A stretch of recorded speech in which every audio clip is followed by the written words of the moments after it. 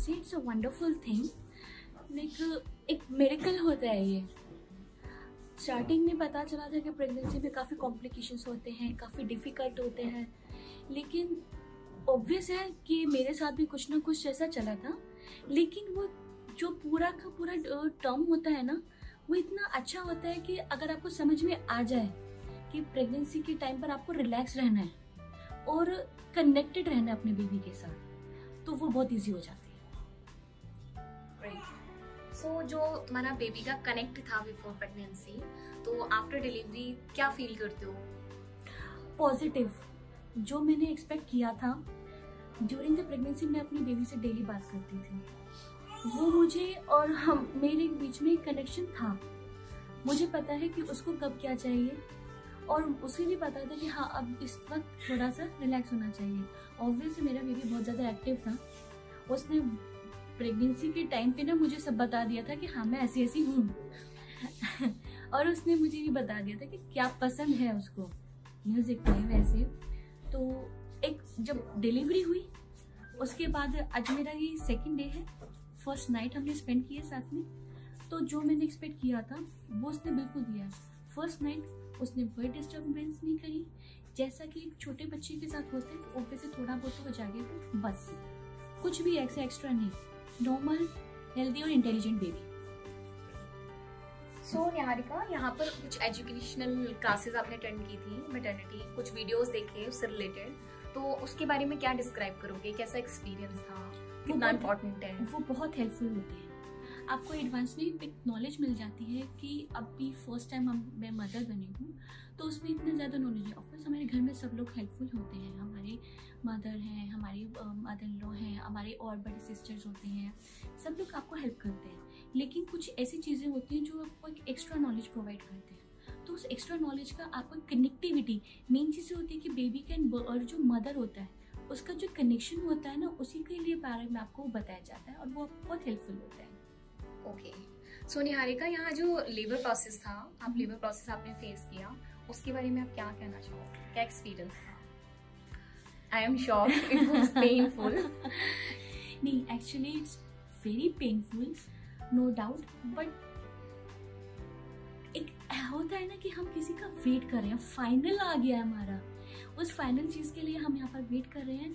और ऑब्वियसली जो हमें एक प्रीशियस थिंग होती है वो इतनी इजीली नहीं मिलती है, उसके लिए हमें हार्ड वर्क करना पड़ता है, और वो हार्ड वर्क लास्ट में आके सक्सेसफुल हुआ। मेरी जो डिलीवरी प्रोसेस था बहुत लेंथी था, मेरे डॉक्टर्स का बहुत सपोर्ट था मेरे साथ, उनकी पॉजिटिविटी मेरे साथ थी, मेरी बेबी की पॉजिटिविटी मेरे साथ थी।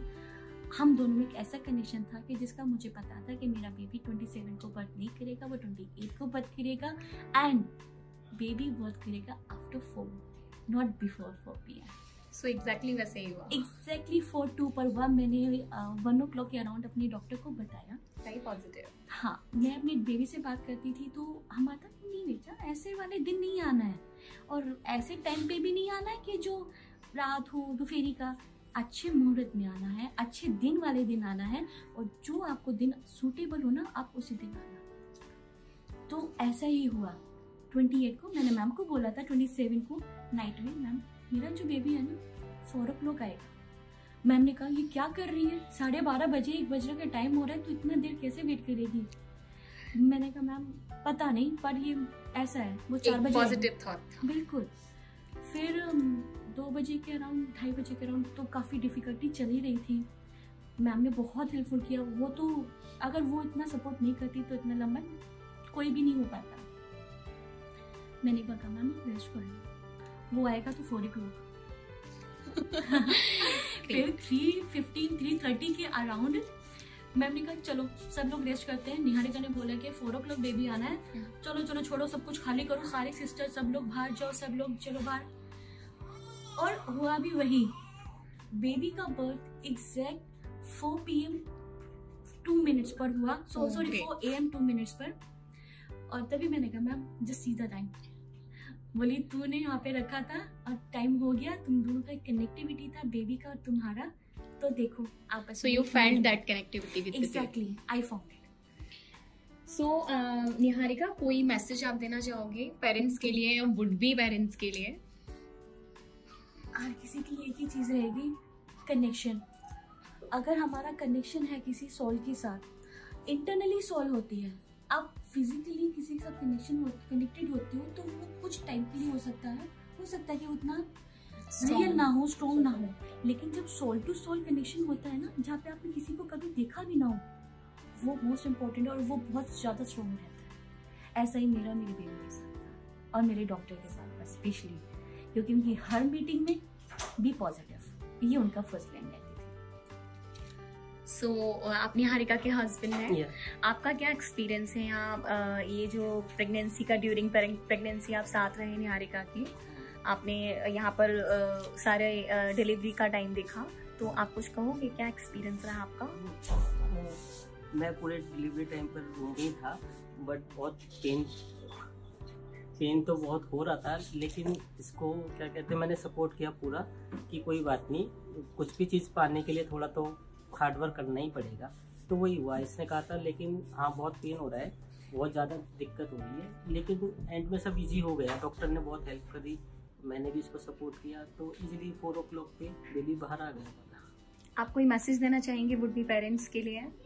मैसेज ये कि आप नॉर्मल रहिए, डिलीवरी टाइम पे पेशेंस रखिए और डॉक्टर पे बिलीव रखिए, सब अच्छा हो जाता है। मैं एक चीज़ और बोलना चाहूँगी। यस निहारिका। जहाँ पर आपका डॉक्टर सपोर्टिव होता है, आप पॉजिटिव होते हैं, बेबी के साथ आपका कनेक्शन होता है, वहाँ पे आपका मोस्ट इम्पोर्टेंट पार्ट रहता है आपके हस्बैंड का।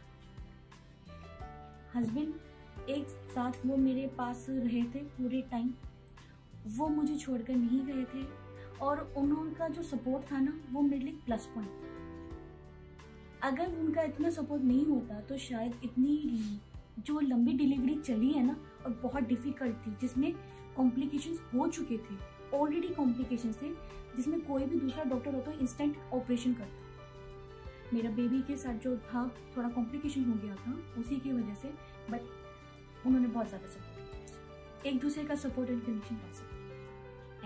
Thank you Niharika.